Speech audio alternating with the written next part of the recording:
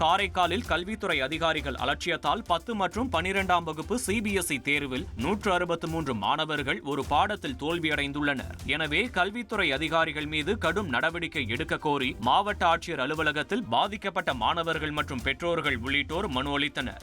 காரைக்கால் மாவட்டத்தை பொறுத்த வரைக்கும் அலட்சியம் காரணமாக மாபெரும் தவறை செய்திருக்கிறது.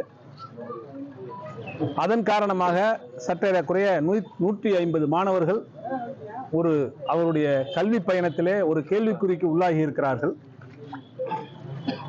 சிபிஎஸ்இ சிலபஸை அவசர கதியில் அறிமுகப்படுத்தியதன் காரணமாக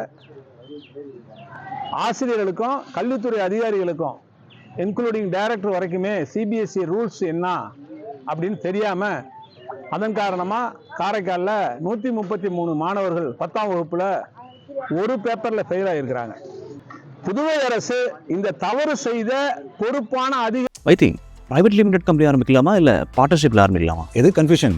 ஒரு எக்ஸ்பர்ட் கிட்ட பேசிரோம். எப்படி? பாஸ்வாலா பி தி பாஸ். அதிகாரிகள் மீது மிக கடுமையான நடவடிக்கை எடுக்க வேண்டும்.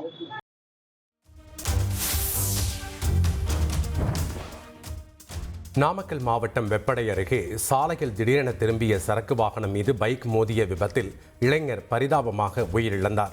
சேலம் மாவட்டம் எடப்பாடியைச் சேர்ந்த கூலி தொழிலாளியான மாரியப்பன் என்பவர் வெப்படை அருகே பைக்கில் சென்றபோது திடீரென திரும்பிய சரக்கு வாகனம் மீது மோதி படுகாயமடைந்தார். மருத்துவமனையில் சேர்க்கப்பட்ட அவர் சிகிச்சை பலனின்றி உயிரிழந்தார்.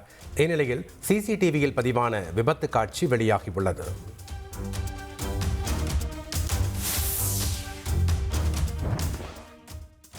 கோவை சிறுமுகை வனப்பகுதியில் தாய் யானையிடமிருந்து பிரிந்த 10 மாத குட்டி யானைக்கு வனத்துறையால் சிகிச்சை அளிக்கப்பட்டுள்ளது.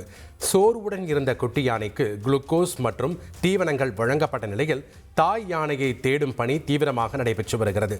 குட்டி யானை கண்டறியப்பட்ட இடம் சத்தியமங்கலம் வனப்பகுதியை ஒட்டியுள்ளதால் அங்குள்ள வனத்துறையினருக்கும் தகவல் தெரிவித்து தாய் யானையை தேடும் பணி தொடர்கிறது.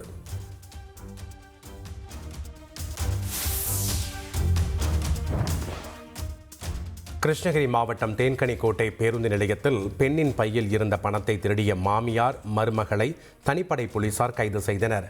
ஜார்லகட்டி கிராமத்தைச் சேர்ந்த முனிரத்னா என்பவர் கடந்த 30ஆம் தேதி தாம் நகை வாங்க வைத்திருந்த பணம் காணாமல் போனதாக தேன்கனிக்கோட்டை காவல் நிலையத்தில் புகார் அளித்தார். அதன்படி விசாரணை மேற்கொண்ட தனிப்படை போலீசார் திருவண்ணாமலை மாவட்டத்தைச் சேர்ந்த அலமேலு மற்றும் அவரது மருமகள் புவனா ஆகிய இருவரையும் கைது செய்தனர்.